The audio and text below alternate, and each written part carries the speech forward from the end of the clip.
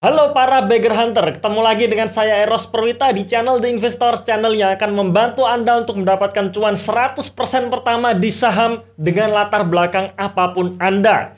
Dan pertama-tama silahkan teman-teman download dulu ebook kami ya. Kami sudah menulis ebook yang berisi 5 saham yang sudah kami analisa dan salah satu diantaranya punya potensi untuk naik 1 bagger alias naik 100%. Cara downloadnya teman-teman tinggal klik linknya dalam deskripsi di video ini atau di dalam kolom komentar yang sudah kami pin.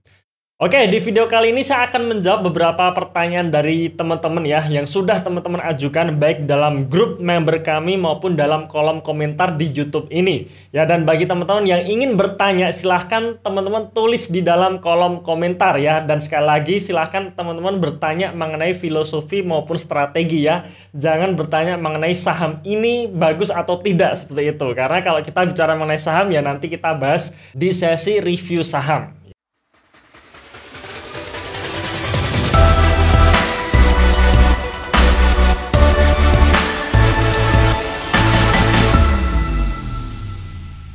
Oke, pertanyaan pertama dari Bapak Kina Onak ya. Bang, apakah perusahaan yang cash flow-nya minus bisa bagi dividen secara uang keluar lebih besar daripada uang masuk? Terima kasih.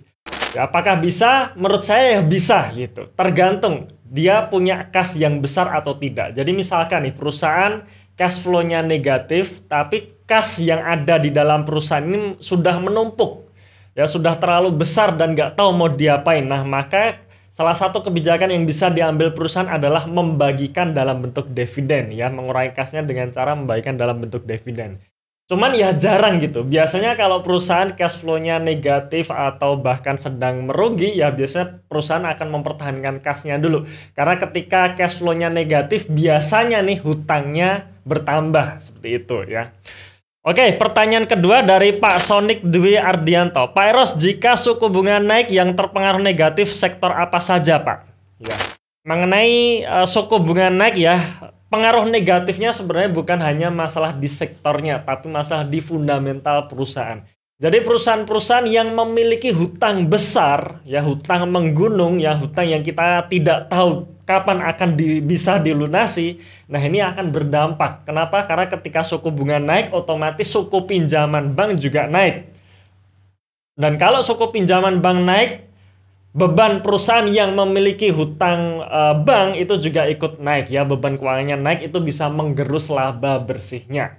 Oke, kemudian pertanyaan dari Pak Lintang Ade. Pak Eros, apa hubungannya ROE dengan PBV untuk dijadikan valuasi? Nah, saya akan menjawab seperti ini ya. ROE ini kan ibarat filosofi dalam berbisnis ya. Filosofi dalam berbisnis atau tujuan berbisnis ini kan kita mencari keuntungan yang setinggi-tingginya dengan modal yang sekecil-kecilnya. Ya, dan itu adalah ROE ya, return on equity. Nah, PBV sendiri itu adalah seberapa besar ya harga yang akan kita bayar untuk mendapatkan perusahaan tersebut. Ya, jadi kita bicara PBV ini sebenarnya bukan hanya masalah angka saja, tapi juga salah satunya market cap ya.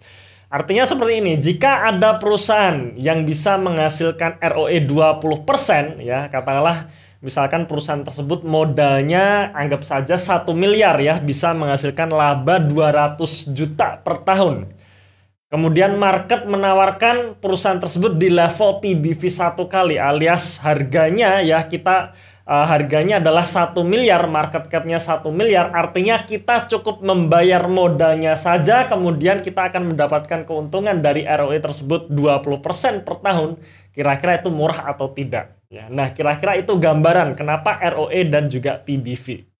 Oke, selanjutnya dari Pak Arifin ya. Punten Mas Eros, izin sumbang pandangan. Analisa makro dipakai untuk menelaah sektor industri mana yang ke depan akan terpengaruh secara signifikan, apakah pengaruh buruk atau pengaruh baik dan sebagainya ya. Jadi Pak Arifin ini menjelaskan bahwa pendekatan top down ya, pendekatan top down itu lebih baik untuk diterapkan pada emiten siklikal ya, sementara pendekatan bottom up itu cocok untuk non siklikal ya. Saya juga mengerti ya, intinya memang kita bicara mengenai analisa makroekonomi ini adalah bicara mengenai sentimen. Ya, kira-kira sentimen apa yang akan diuntungkan di tahun tersebut ya, atau di waktu tersebut dengan adanya kondisi makro yang seperti ini, seperti itu ya. Nah, cuman biasanya ketika kita bisa memilih-milih nih perusahaan mana atau emiten mana yang dia belum masuk ke siklusnya alias belum ada makro yang menjelaskan kenapa sektor tersebut ini harus naik, nah kita bisa ancang-ancang masuk.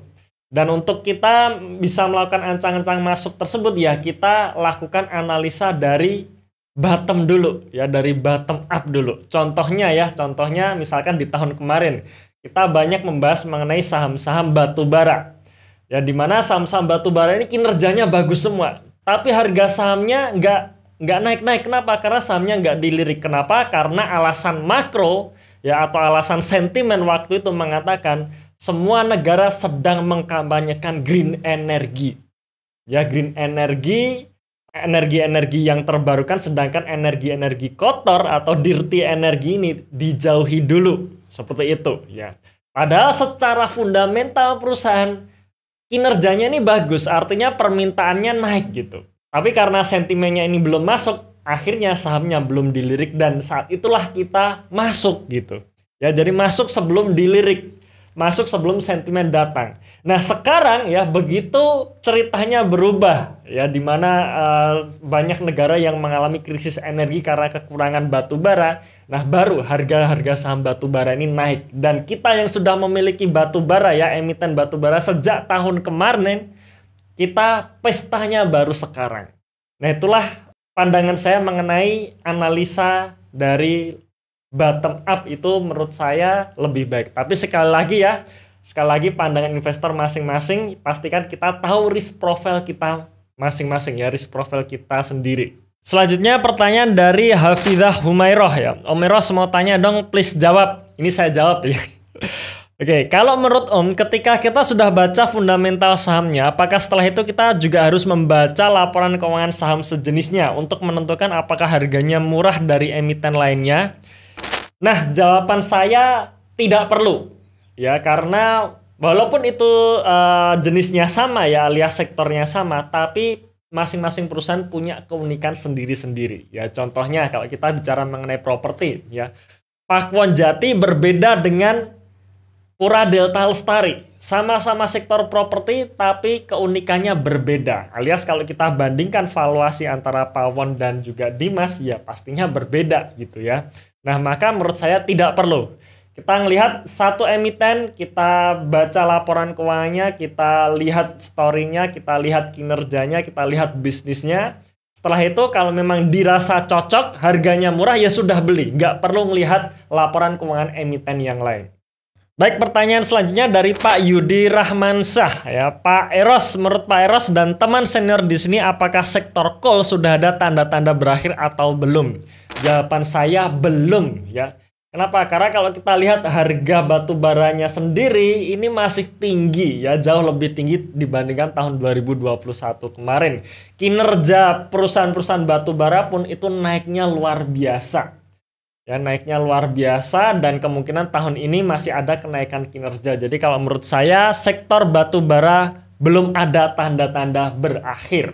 Oke, selanjutnya dari Pak Bayu Financial ya. Apa resepnya biar bisa hold long term, biar tangan nggak gatel pencet sell pas naik dikit?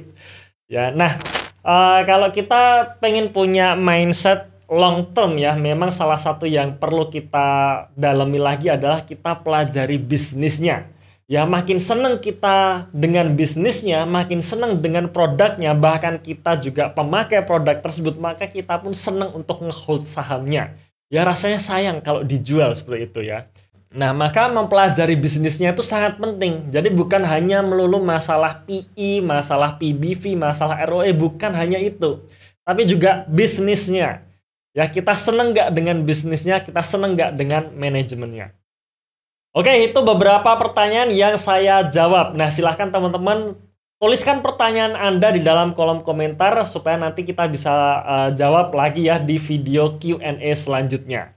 Terima kasih sudah menonton video ini sampai akhir. Tunggu video kami selanjutnya dan salam Passive Income.